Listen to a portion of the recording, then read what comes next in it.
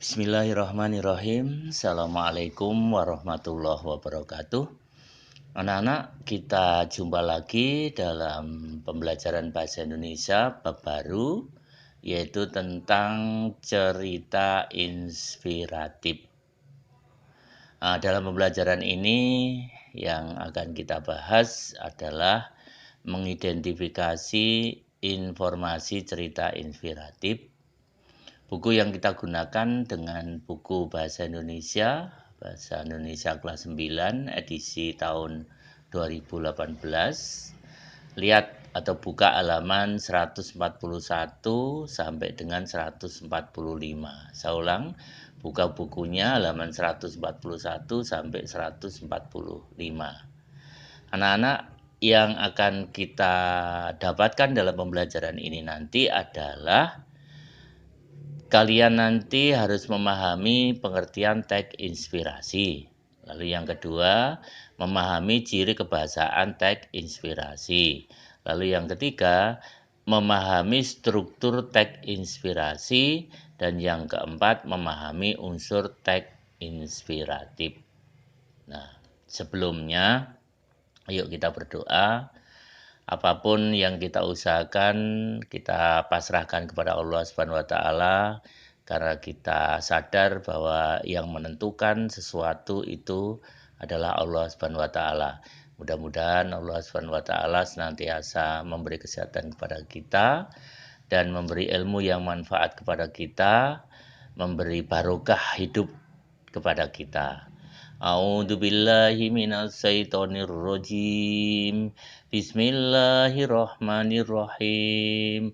Raditu billahi robba wa bil islami dina wa bi Muhammadin nabiyyu wa rasula. Rabbi sidni ilma warzuqni fahma. Artinya, aku ridho Allah Subhanahu wa taala sebagai Tuhanku, Islam sebagai agamaku, dan Nabi Muhammad sallallahu alaihi wasallam sebagai nabi dan rasul.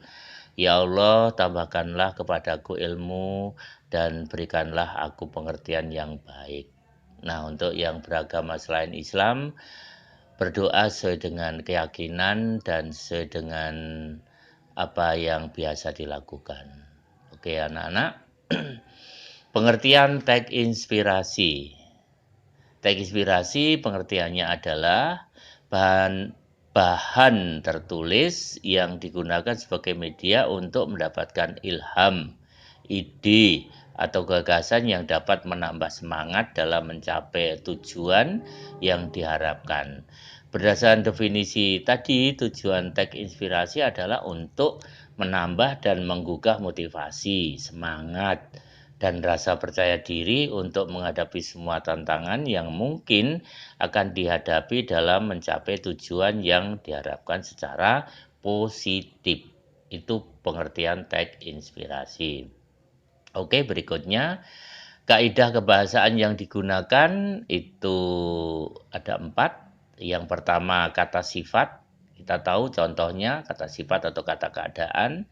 Jadi misalkan cantik, pendek, besar, pintar, ramah, sombong, ya, dan seterusnya begitu. Lalu yang kedua, kata kerja aksi. Contohnya belajar, menambah, bekerja, melompat. Nah, kata kerja aksi itu kata kerja yang melakukan sesuatu. Lalu yang ketiga, merupakan hal. Jadi keadaan atau peristiwa yang merupakan kenyataan. Sesuatu yang benar-benar ada atau terjadi. Lalu yang keempat, berisi kalimat fakta.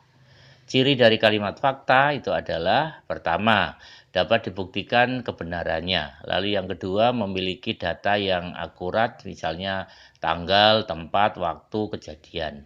Lalu yang ketiga, memiliki narasumber yang dapat dipercaya. Yang keempat, bersifat objektif, apa adanya dan tidak dibuat-buat, yang dilengkapi dengan data berupa keterangan atau angka yang menggambarkan keadaan. Nah, ini biasanya ditunjukkan dengan grafik atau dengan diagram. Lalu yang kelima, biasanya dapat menjawab pertanyaan. Jadi ada pertanyaan apa, Lalu siapa, di mana, kapan, berapa, dengan jawaban yang pasti. Lalu ciri yang keenam, berdasarkan kenyataan. Itu kaidah kebahasaan yang digunakan dalam teks inspirasi. Oke, berikutnya strukturnya itu ada 5 ini. Ini yang pertama orientasi atau orientasi bagian perkenalan. Lalu yang kedua insiden atau bagian yang menceritakan peristiwa atau kejadian yang dialami tokoh. Lalu yang ketiga interpretasi atau bagian perenungan dari peristiwa yang dialami. Lalu yang keempat resolusi merupakan tahap penyelesaian masalah. Peristiwa atau masalah yang dikembangkan pada bagian rangkaian peristiwa dan komplikasi dikendorkan pada tahap resolusi. Lalu yang kelima koda. Ada bagian penutup dari sebuah cerita, inspiratif dan jenis teks narasi lainnya. Jadi jenis teks narasi lainnya itu juga ada bagian atau struktur koda. Dalam tahap ini disampaikan kesimpulan dan pesan moral yang dapat diambil dari cerita tersebut. Di dalam koda menyampaikan tentang kesimpulan atau pesan atau moral yang ada di dalam cerita tersebut. Oke, berikutnya unsur-unsur teks cerita inspirasi. Ini unsurnya ada 1, kisah nyata. Teks inspirasi biasanya diangkat atau diadaptasi dari sebuah kisah nyata. Ini digunakan untuk memberikan gambaran bahwa hal-hal yang terjadi dalam kisah tersebut ternyata dapat juga terjadi dalam kehidupan pembaca. Ya, agak sedikit beda dengan fabel, karena kalau fabel itu biasanya menceritakan tentang kehidupan binatang. Lalu yang kedua, tema. Selain kisah nyata, setiap bentuk tulisan teks inspirasi dapat dikembangkan dari satu tema tertentu menjadi kisah inspirasi yang menarik. Itu temanya, gagasan itu. Lalu yang ketiga, judul. Setiap teks inspirasi harus diberikan judul untuk memudahkan pembaca mengidentifikasi tentang gambaran isi teks. Jadi biasanya kalau kita sudah membaca judulnya itu akan terbayang bahwa ceritanya seperti ini nanti begitu. Lalu yang keempat, alur. Dalam teks inspirasi terdapat alur cerita untuk memberikan pemahaman awal, inti, dan akhir cerita atau kisah.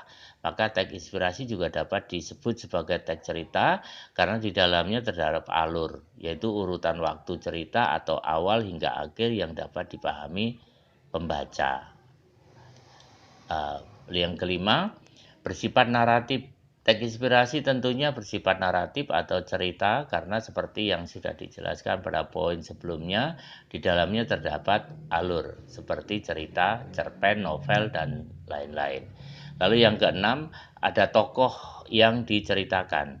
Pada teks inspirasi terdapat tokoh cerita dengan kisah kehidupan yang dijadikan sumber inspirasi, contoh atau teladan bagi pembaca. Pada umumnya tokoh dapat cerita inspirasi adalah dari manusia itu sendiri.